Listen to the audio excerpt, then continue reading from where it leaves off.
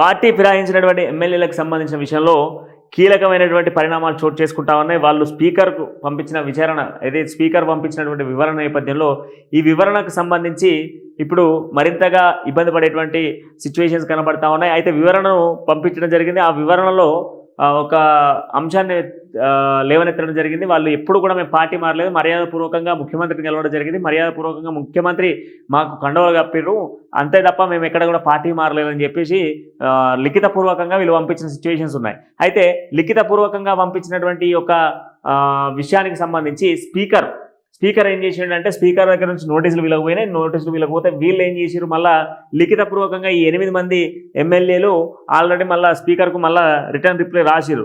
ఏమని అంటే మేము మర్యాదపూర్వకంగా మన యొక్క నియోజకవర్గ అభివృద్ధి కోసం ముఖ్యమంత్రి గారిని కలవడం జరిగింది. ఆ సందర్భంలో మా పైన అభిమానంతోనే ఒక కండువా కప్పిర్రు. కండువా కప్పితే సీఎం స్థాయి వ్యక్తి మా పైన కండువా కప్పినప్పుడు మేము కప్పించుకోవడం తప్ప, ఆయన అలాంటి వ్యక్తి, అంత పెద్ద వ్యక్తి కండువా కప్పినప్పుడు వద్దనడం మంచి పద్ధతి కాదు, అందుకే కండువా కప్పుకున్నాం అని చెప్పేసి సమాధానం చెప్పి మేము పీఆర్ఎస్ పార్టీలోనే ఉన్నాం, పార్టీలోనే కొనసాగుతున్నాం, పార్టీకి సంబంధించి ఎక్కడ కూడా మేము వ్యతిరేకంగా మాట్లాడలేదు, ఎప్పుడు కూడా పార్టీని మేము కించపరచలేదు అని చెప్పేసి అలా మెన్షన్ చేసిండు. అయితే వీళ్ళు పంపించినటువంటి లేఖలన్నింటినీ కూడా ఇప్పుడు బీఆర్ఎస్ పార్టీ అధినేతకు పంపించారు.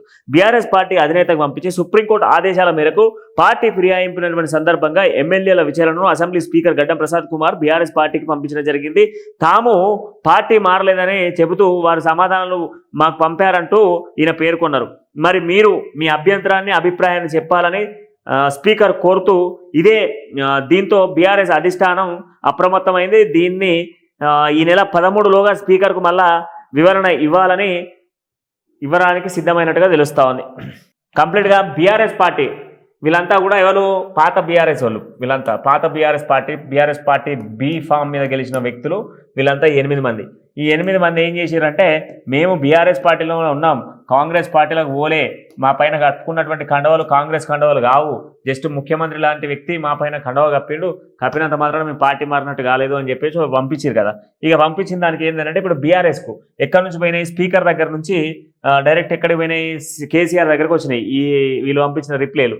వీళ్ళు ఏమంటా ఉన్నారు, పార్టీ మారలేదని చెప్తా ఉన్నారు. మరి మీ అభ్యంతరాలు ఏంది, అభిప్రాయాలు ఏంది, మరి వాళ్ళు ఎక్కడ కూడా వ్యతిరేకంగా మాట్లాడలేదు, మేము పార్టీని కొనసాగుతున్నాం అని చెప్పేసి మీ లేఖలు పంపిర్రు, దానికి మీ రిప్లై ఏంది అని ఈ నెల 13వ తారీఖులోగా రిప్లై ఇవ్వాలని చెప్పేసి రిప్లై ఇవ్వడానికి సిద్ధమవుతా ఉన్నది. మరి బీఆర్ఎస్ పార్టీ అప్రమత్తమై ఎలాంటి నిర్ణయం తీసుకోబోతా ఉన్నది, మరి ఆ నేపథ్యంలోనే పార్టీ నుంచి వాళ్ళ పదవి నుంచి తొలగిస్తుందా, పార్టీ నుంచి తొలగించేటువంటి అవకాశం అయితే బీఆర్ఎస్ పార్టీకి ఉన్నది.